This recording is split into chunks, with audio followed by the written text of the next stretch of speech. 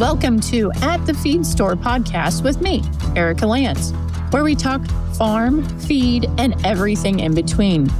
From industry insights to customer stories, we're here to serve up real conversations straight from the heart of rural America.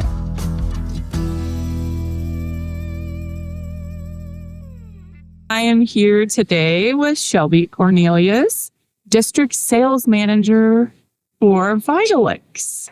Thank you so much for coming on today. I'm super excited to talk about all things blue tub. You bet. Thanks for having me. Appreciate being here. Yes.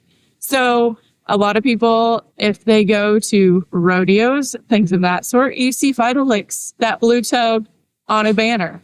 So I would like for you to talk about the overall company, how they became that blue tub that everybody knows. Sure. Yep. So the company's been around now for 36 years. They started back in 1989. Greg Olson started it, and now his two sons, Philip and Thomas, are also working alongside their dad in the company. So it's kind of a cool thing to be able to work for a true family-owned company. And it's also nice. If a dealer has an issue, I can, address that really quick. And if there needs to be a change, we can adapt to that for your needs, and life goes on. So that's definitely a nice side of it. The company started with one plant out in Alliance, Nebraska. Several years ago already now, they had a plant fire. At that same time, Bass Pro was acquiring Cabela's, and Cabela's headquarters was sitting in Nebraska. So with that acquisition happening, Cabela's old warehouse came up for sale. So the Olsons were able to purchase that and turn it into a tub plant. Nice. So I believe it was about 60 days from the fire to when the first tubs started rolling down the line, which was pretty incredible. Yeah. So now, as of today, we have 5 plants across the United States. Quincy, Washington, Allendale, North Dakota, Sidney, Nebraska, which is a home plant, Moberly, Missouri, and Valley Mills, Texas. It helps us be able to reach our customers a little bit better than we were before and be a little more efficient.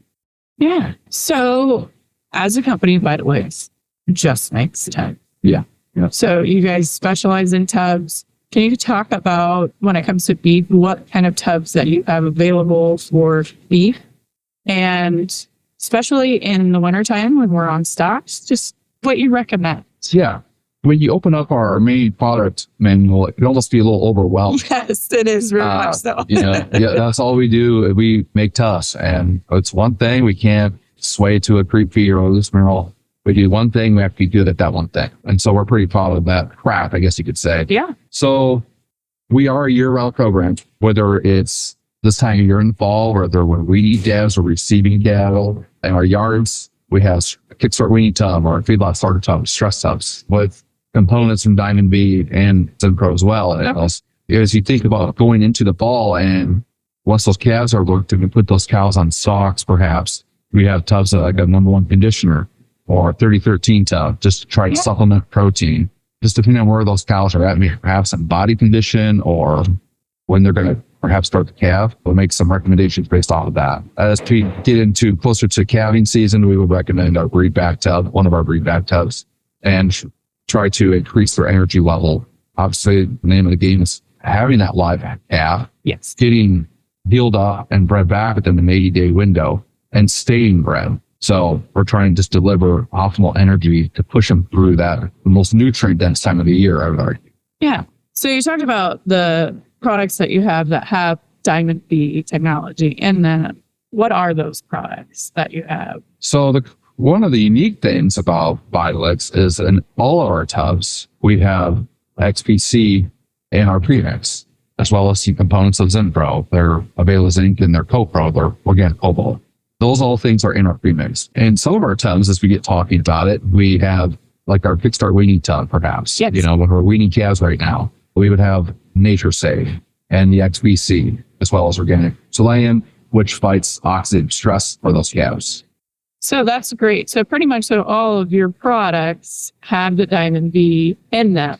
So myself, I use Vitalix tubs for that reason, so that I know that all of my herd is getting exposed to that. And then we change variations like you talked throughout the year. So that's the nice part about your company and the variations.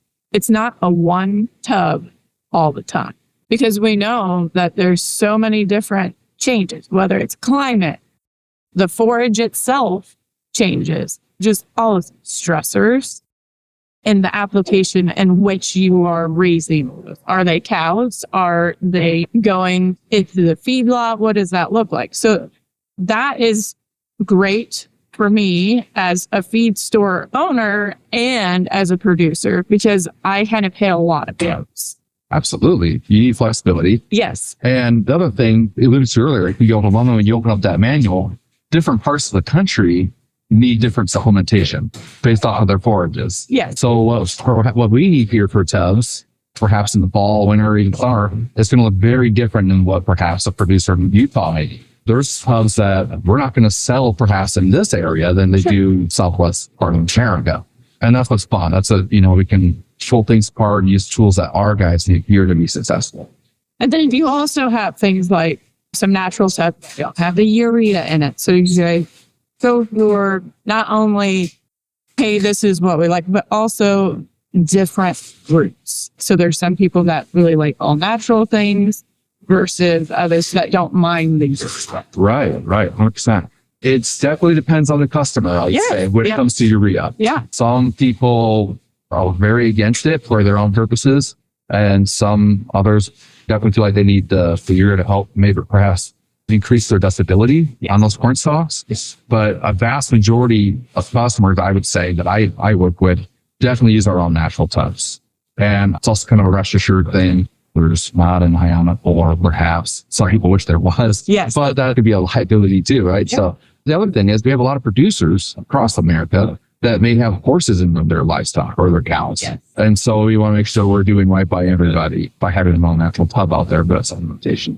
Now, when you talk about just overall, okay, they're tubs, right? So when you look at them, you're like, they're kind of pricey, but your poundage on your tubs is a little bit different than others. You want to talk a little bit about that? Yeah. So most commonly sold tubs are 250-pound tubs.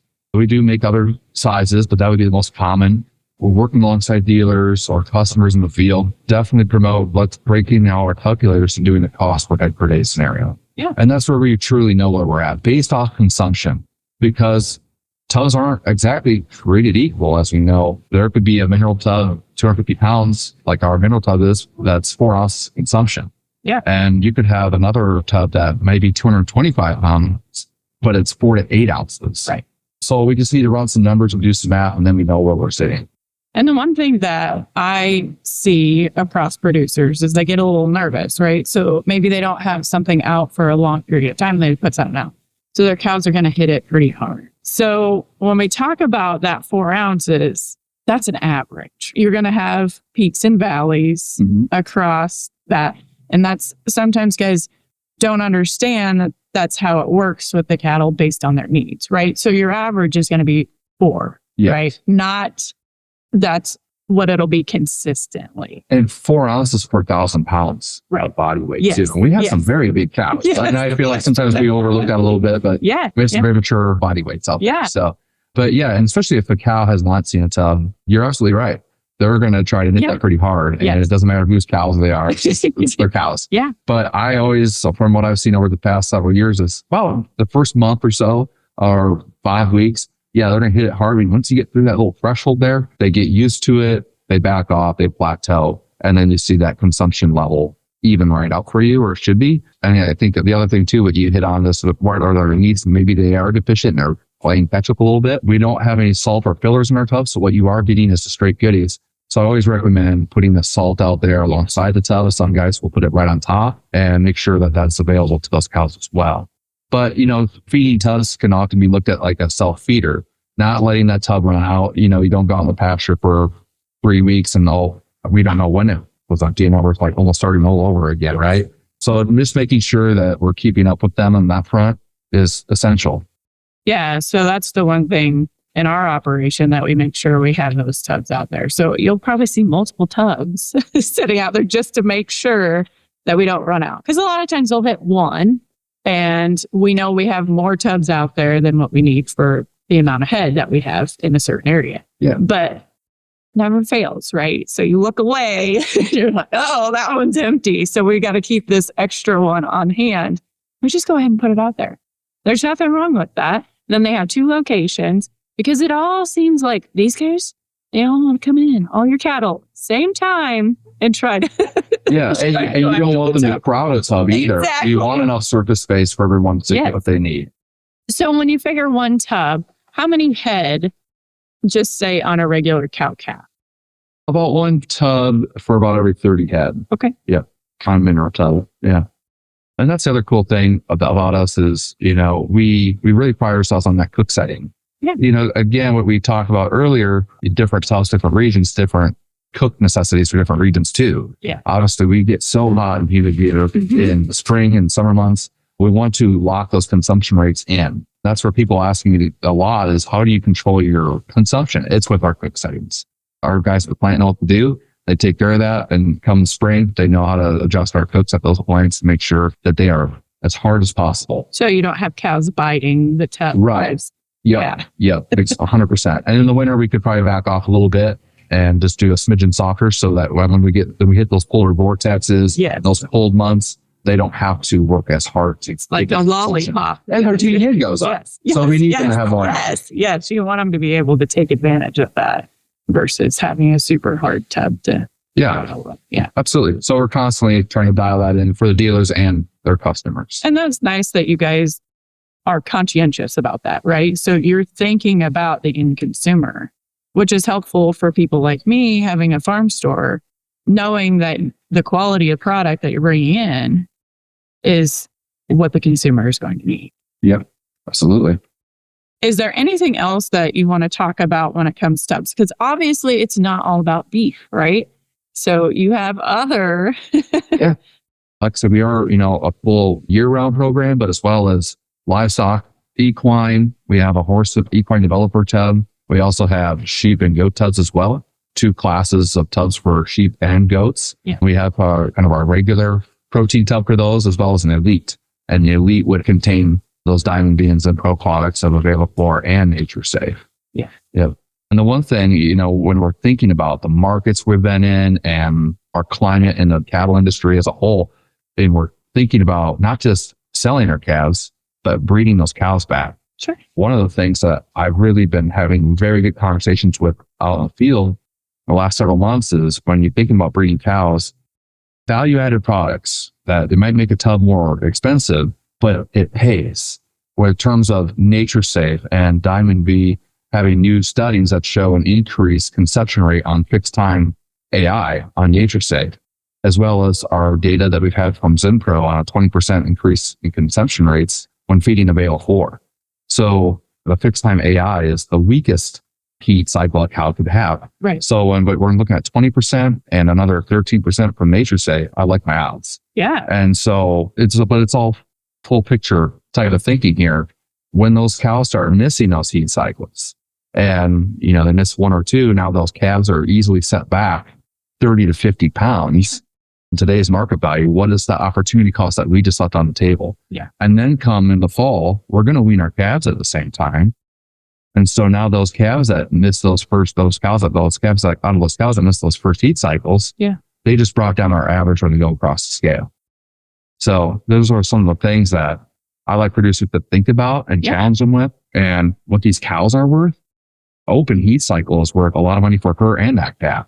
Exactly. And so it doesn't take long for an extra $30 on a tub. And it's not just going to be for one cow, right? I mean, so we're going to spread that out. We're talking pennies to get those cows bred and keep that herd as efficient as we can. Because as we all know, there is a lot of different tubs on the market and there is so many options for people. So that is my big thing at having a conversation with you about it, is because there's options, but some of those options aren't as vast as what you guys are and accommodate based on, again, all of those factors, right? Yeah. Temperature, location, overall stress, and what process you're in within that herd or other animals. So I utilize the Vitalix tub even for my sheep. And that's a big deal for me, especially lambing. So I'm constantly keeping a tub in front of them because I want to make sure I don't have any issues and that they are going to produce as best they can, and they're going to breed as well. Yeah. So that's the last thing I want to do is lose money on something, whether it's a cow, anything, right? Absolutely. And those things that we just talked about, the research with Diamond V and Zinpro on the cattle side with NatureSafe and available for, and you take that back to that elite sheep tub, you can anticipate those results in those sheep as well. And with that elite sheep tub was formulated several years ago already, they added more fat, more protein, more minerals and vitamins to increase weaning weight on lambs and increase the body score of those ewes to keep them in good shape for breeding. So going back to what you're saying, we're just trying to set you up for success, whether it's your sheep, your cattle, your goats. And when you spread that cost across the entire flock or the entire herd or whatever, like you said, it's penny. It is. And it's value added because you're not having to worry about mixing this. You guys have taken care of that. Yeah. You've taken care of very essential components within the tub that you're selling. Yes. We just took all the guesswork out of it for you. Yes. All you have to do is place it in front of them and watch the results. Now, on your website, it's super handy to be able to go through and see the different types of tubs. Like you said, it's very overwhelming as well. But if people have questions and say, I'm not open and they can't call and ask me, I think your website is a very good source for people to look at. Yeah, absolutely. www.vitalix.com. We have product tags, specs, general information. Of course, and if you might happen to be closed or gone for some reason, they can also find my contact or their district sales manager's contact on there and give us a call, and we're happy to field any questions or concerns. Well, perfect. Thank you so much. Thank you. Appreciate it. You bet. Thanks for visiting at the Feed Store Podcast. Be sure to subscribe on your favorite podcast app and on YouTube so you never miss an episode. Follow us online and check out our full lineup of products on feedersgrain.com. See you next time.